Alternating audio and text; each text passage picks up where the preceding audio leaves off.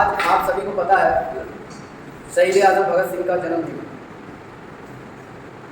शहीद आज़म भगत सिंह की जयंती पर उनके विचारों को हम जानेंगे। उनका क्या संघर्ष रहा भारत की आज़ादी में, थोड़े से समय में हम जानने का प्रयास करेंगे और उनको याद करेंगे कि उन्होंने किस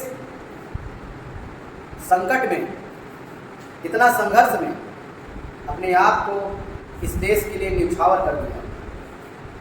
आज भगत सिंह की जयंती एक ऐसे महापुरुष की जयंती है जिसके विचार पूरे यूथ को प्रेरित करते हैं और सारा यूथ, हमें ऐसा लगता है कि सारे यूथ उनके फैन होंगे। लेकिन आज जो सबसे बड़ी समस्या देखी जाती है समाज में, आज सबके हीरो बढ़ चुके हैं। किसी का कुछ है तो किसी का कुछ, लेकिन महान क्रांतिकारी जो हमारे लिए करके चले गए, उनके लिए एक दिन भी हम अगर उनको याद नहीं कर सकते तो ये हमारे लिए बहुत ही दुख की बात है। सोचने की बात यहाँ है कि आज जिस भगत सिंह जी की हम बात करने के लिए आए हैं, जो जिनके लिए हम, जिनकी जयंती मनाने के लिए हम सब आए हैं, क्या उनकी जयंती पर उतनी गंभीरता दिखाई जा रही है?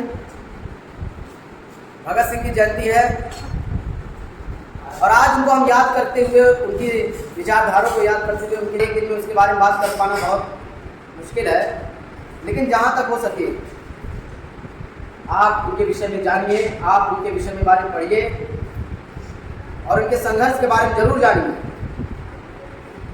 यह बात तब की है जब भगत सिंह जी को फांसी लगने वाली थी और उनकी माता जी उनसे जेल में मिलने आती है। भगत सिंह से कहती है कि बेटा, मुझे इतनी कम उम्र में छोड़ के जा रहा हूँ, मेरा बुढ़ापा कैसे बीतेगा? तो भगत सिंह का जो उत्तर रहा, माँ, जिस क्रांतिकारी की ज्वाला मैंने जलाई है, जिस क्रांतिकारी के मैंने दिया जलाया है, ना तो उसमें तेल है ना उसमें आग है तो सिर्फ लहू। सोचिए कितनी कम उम्र रही होगी। आज के डेट में 23 साल की उम्र ही क्या होगी, जिस उम्र में वो हंसते हंसते फांसी झूलते। सोचने का विषय यह है कि आज जब समाज में कई विचारधाराएं हमारे इर्द गिर्द घूमती फिरती मिलती है, उनके विचारधाराओं को जब मैं बता रहा था तो उनकी विचारधारा देखिए कितनी प्रबल थी। जब वो पार्लियामेंट में बम फेंकते हैं तो उस समय बम में और एक पर्चा उड़ाते हैं जिस पे लिखा होता है, बहरों को सुनाने के लिए धमाका करना जरूरी है, क्योंकि ब्रिटिश गवर्नमेंट उनकी बात नहीं सुनी। तो उन्होंने बम फेंका था, वो केवल धुआं किया था, किसी से कोई नुकसान नहीं हुआ था। लेकिन इतिहास के घर में एक चीज बात छुपी होती है कि भगत सिंह को एक ऐसी चीज के लिए फांसी दी गई थी जिसमें इतिहास में भी इसका सवाल है, जवाब छुपा हुआ है कि लाला लाजपत राय जी की मृत्यु हुई थी। साइमन कमीशन वापस जाओ आंदोलन कर रहे थे, तो एक स्कॉट नाम का अधिकारी था जिसके लाठियों के बार से उनके सर पर चोटें आती है और उनका हॉस्पिटल में देहांत हो जाता है। उसके बाद भगत सिंह और उनकी टीम लाला लाजपत राय जी की मृत्यु का बदला लेने के लिए उस अंग्रेज अधिकारी को मारने के लिए निकलते हैं और एक योजना बनाते हैं। उस योजना में जिस अधिकारी को मारने जाते हैं उसके बदले किसी और अधिकारी, स्कॉट सैंडलर्स को मार के चले जाते हैं, तो उसके तहत इनको फांसी मिलती है। और जब फांसी मिलती है तो ये भी तर्क दिया जाता है कि गांधी जी फांसी काहे नहीं रुकवा पाए, उनके हाथ में। इतिहास में बहुत कंट्रोवर्सी है, इतिहास में मत जाइए, बस याद रखिएगा कि चले गए, हमारी पुश्ते बीत जाए फिर भी उनका हम कर्ज अदा नहीं कर सकते।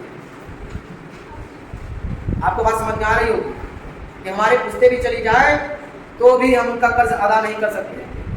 इसलिए हम यही चाहेंगे कि समाज में आप किसी भी विचारधारा को अपनाने से पहले उनको समझिए, पढ़िए और जानिए कि उन्होंने समाज के लिए क्या संघर्ष किया। बड़ी बड़ी बातें करने से कुछ नहीं होता है। समाज में जब आपके ऊपर ऐसा कोई दबाव बनेगा, जब आपके ऊपर पुलिस की लाठियां बरसेंगी, जब आपके ऊपर मुकदमे लिखवाए जाएंगे, लेकिन याद रखिएगा वो मुकदमा सही काम के लिए हो, आप सही चीज़ के लिए लड़ाई लड़ रहे हो, तब तो बिल्कुल नहीं घबराना, चाहे लाख कोई कोशिश कर लो। मैंने अभी बताया ना, भगत सिंह जी ने अपने आखिरी अंत समय में कहा था कि तुम मुझे मार सकते हो, मेरे विचारों को नहीं।